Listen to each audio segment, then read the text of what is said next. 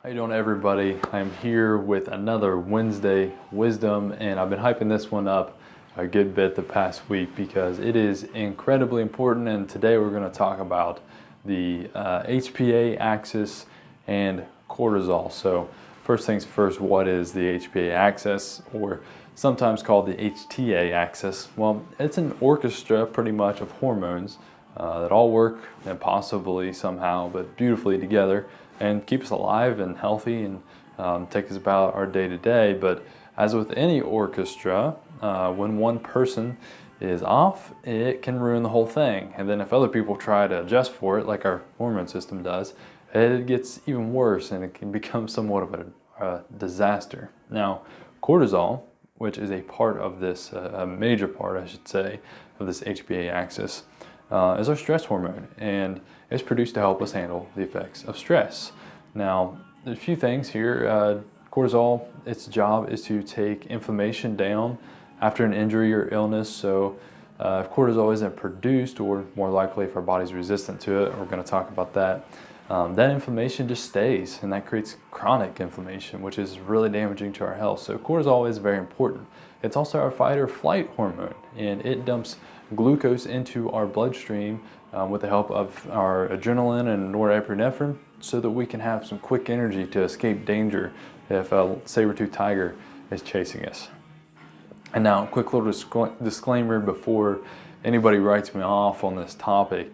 This dysfunction that we're going to be talking about today, I believe, and many experts agree, is why we have an epidemic of diabetes, Alzheimer's, even obesity, and you're going to see that here in a second, why being overweight has a lot to do with this, heart disease and high blood pressure. So do not underestimate this one.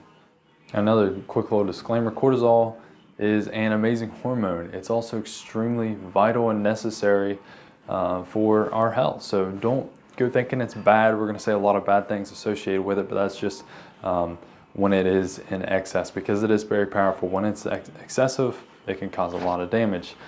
So another thing, cortisol, it feels good. If you've ever heard me refer to somebody as a cortisol junkie, you know what I'm talking about. Cortisol makes us feel good. It gives us energy. We're up, we're kind of buzzing around. And it also, something else that's going to be important to understand is it counteracts the effects of insulin. So insulin and cortisol are most likely all the time in an inverse relationship. So insulin's high, it's knocking cortisol down. If cortisol's high, it's probably knocking insulin down, and so forth. So that begs the question, what elevates cortisol? Well, I mentioned it's stress, or stress hormone, but stress just doesn't mean mental stress. It absolutely elevates when we're stressed out, when we're thinking about bills, life stress, whatever.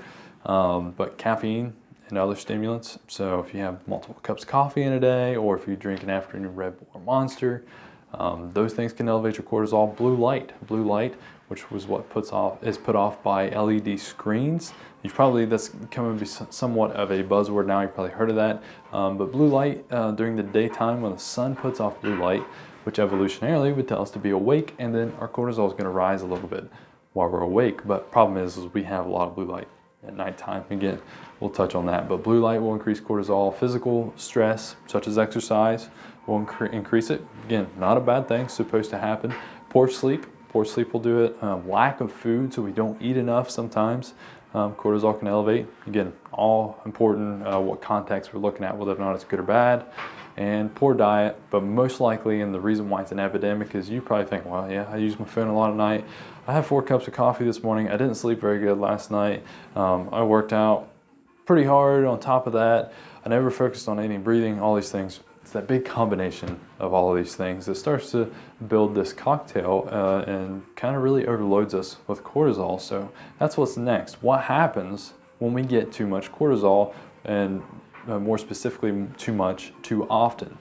Well, that puts our body on high alert, and when your body is on high alert, cortisol can alter or shut down functions that get in the way of you escaping danger. This might include your digestive or reproductive systems, your immune system, so you're more prone to being sick when you're stressed out. That's why you've heard that. Or even your growth processes. So if you're trying to grow muscle, managing stress is going to be a huge thing, and you should all be trying to grow muscle. It's incredibly vital for long-term health. And when you're stressed out, aka you have high cortisol, your body can't turn off the inflammation response of the immune system that's helping you recover from being sick. So you're going to stay sicker for longer. And same thing with the exercise. You're not going to recover and have nearly as good a performance. Man, can't be understated the difference in performance that you can have when you manage your stress. Which brings us to our next one, the effect of exercise on cortisol. So resistance training creates cortisol during the workout. Again, good thing, it should do that. And the damage from that workout, the little micro damage to our muscles, that creates inflammation. Now the problem lies, normally, I'll say this, normally your cortisol will come up a little bit during your workout, and then anywhere from half hour, maybe at the most, sometimes an hour if it's super hard, that cortisol should return to baseline, in which case inflammation will start to do its thing. But if that cortisol never comes down because, let's say you have a morning workout and you jam some coffee in right afterwards and you're go all day and you never take the time to breathe and relax, and just at least once throughout the day, reset, get that back to that baseline level, that's going to cause a lot of problems in terms of your recovery. And what that's going to lead to and what that's going to mean is, instead of recovering from your workout in a day, maybe two, it's going to take 3, 4, 5 days for that cortisol and inflammation to return to baseline and you to be ready for another workout again. Now, a healthy person who gets 8 to 9 hours of sleep at night, they use their blue blocking glasses, they practice breathing, they have a breathing practice or meditation or prayer, they handle their day-to-day stress pretty well, they don't drink a ton of coffee, or they don't have an afternoon Monster or Red Bull, they don't have a high sugar, high carbohydrate diet. If you're noticing, this is the typical American lifestyle I'm describing here. That type of person that doesn't have all those things, they can probably handle some crazy intense workouts here and there and recover decently well.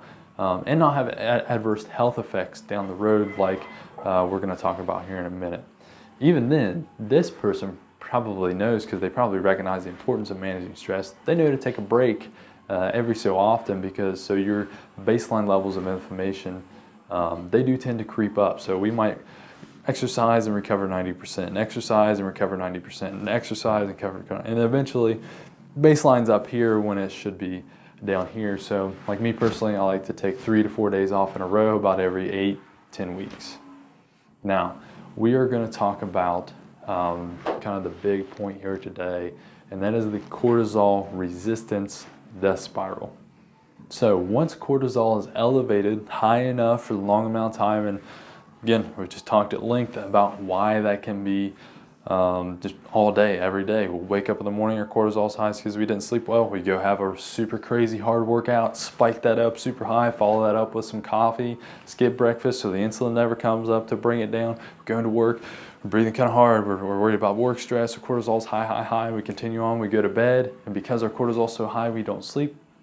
Starting to see the death spiral here, and how this kind of builds up, and why we're like, man, I need a freaking vacation. And why we feel such a huge difference. I mean, many of you, if you took 2 minutes just to breathe slowly right now, if you notice a massive difference from that, you're probably on this path. So what can happen when we do this for 6 months, when we do it for a year, sometimes it takes a little bit longer than that for other individuals, we can get cortisol resistant. This is the same thing as happens with thyroid hormone resistance, which causes disease, and insulin resistance, which causes, or is same thing as diabetes. So when you're a normal American, you have all these things, and you throw yourself into a super high intense workout program, like something like Orange Theory, you'll get results at first for sure, because you're burning a lot of calories, whatever, but what will happen eventually, and it's hard to tell those people this because they're excited because they're starting to lose weight, and it's awesome. If it gets people off the couch and gets them moving, I'm all for that. But this is super important to understand, because this can wreck your health too. What will happen eventually? Your tissues become resistant to all this cortisol, the same way a diabetic is resistant to insulin. Now tell me, is being diabetic healthy? So why would extreme exercise, let me draw that parallel a little bit better. If a diabetic, somebody that's unhealthy is insulin resistant, and you add in a stimulus, an extreme stimulus, a ton of sugar, for them, is that going to be a good thing? No. Same thing if you're cortisol resistant. Is adding in extreme exercise going to be a good idea? Probably not. Now, what happens to our tissues and to our body when we do become cortisol resistant? Well, first things first, we've got a few examples here. Our body starts to store body fat. Now, little side note, we would probably then eat less because cortisol does suppress our appetite a little bit, which is actually going to further drive the stress that's going to increase cortisol and cause us to store more body fat. So again, starting to see that cycle and death spiral once again. Now, what else happens when we have chronically elevated cortisol? Well, there's only one other cell in the body, or cell receptor in the, that is more common in the human body, and that's the thyroid receptor. Now, I want to talk about something that will make losing body fat way more difficult. Talk about having a dysfunction with your thyroid hormone. Now, here's the thing with that. Cortisol blocks the conversion of thyroid hormone into its active form. Thus, our cells in our body don't get any thyroid hormone because it's not active. So those cells tell the thyroid to produce more and more and more and more. That leads to thyroid hormone resistance because our tissues are so saturated with it now because the cortisol is not letting it do its job. That can lead to hyperthyroidism or Hashimoto's. And if you don't know, the thyroid is the #1 controller of our metabolism. There's no way to out-diet or out-work out your thyroid. Now, quick little disclaimer there, appropriate exercise and a healthy diet will make your thyroid do its thing if it's not disordered and do the work for you so you can lose body fat pretty much effortlessly if you're doing things right. And all the more reason to pay more attention to your exercise intensity, but more than anything, your stress. So let's look at a couple more examples here. Now, cortisol is also a catabolic hormone, which means it breaks down tissues. One of those tissues being body fat, but the other being muscle. And we all know that if you lose muscle mass while losing body fat, you're telling your body to prepare to regain as much body fat as possible, which is another reason to make sure your exercise is appropriate. Now, big cortisol spikes increase blood glucose. That's because if that lion or saber-toothed tiger is chasing us, we need that fuel to run. But blood glucose spikes once the cortisol dissipates and it's in our blood, is followed by an insulin release to bring down the glucose level and get us back to normal. Now that chronic up and down of cortisol, insulin, and having chronic insulin elevation, that increases the release of what is called aromatase enzyme. That converts our great energy-giving, muscle-building hormone testosterone into estradiol. Now, why do we care about aromatase enzyme and estradiol? Because estradiol makes body fat. Body fat produces cortisol production. The cycle repeats until we are all overweight due to chronic stress. Now, that may make it sound like if we all have too much cortisol and that's bad, a lot of exercise raises cortisol. Isn't exercise bad? Well, no, because exercise makes our body better at handling the stress so we don't get such a cortisol response. But the problem comes when we over-apply intensity and we outdo our body's ability to recover properly. And that just creates this giant stress response, and more exercise and more intense and more crazy is not going to be a good thing. It's going to be very detrimental. And that's when the adaptation becomes, how can I avoid dying? This is your body talking, aka let's store body fat, have less energy, we're going to have worse sleep, rather than, wow, let's grow some muscle, let's get a little bit stronger, let's promote some good hormone function so you have a lot of energy. And this is why we sometimes call resistance training good stress, but I highly caution you from differentiating types of stress, because all stress is stress as far as our body's concerned. I think kind of learned that now. That means if you sleep poorly, you're exposed to too much blue light, and you work out super hard, you wake up and you drink 3 cups of coffee, you also have an afternoon monster, your diet's highly inflammatory and so on. Focus on taking out as much stress as possible over time. Adding in, super high intensity exercise at that point, probably not a good idea, even though it's good because exercise is good, working out's good, whatever. That is better than the alternative than being lazy and never moving. But if you want to have good health, you have to address your stress. This stuff is so powerful. Now here's the absolute best and worst thing about the HPA axis. It's self-reinforcing. That means the deeper you go down into the death spiral, the harder and harder it becomes and the more it drives down, down, down. But it also means the more you come up and the better and better you feel, the more your corresponding behaviors will reinforce good health. and you start to come on out of there. So we talked about a lot of things there.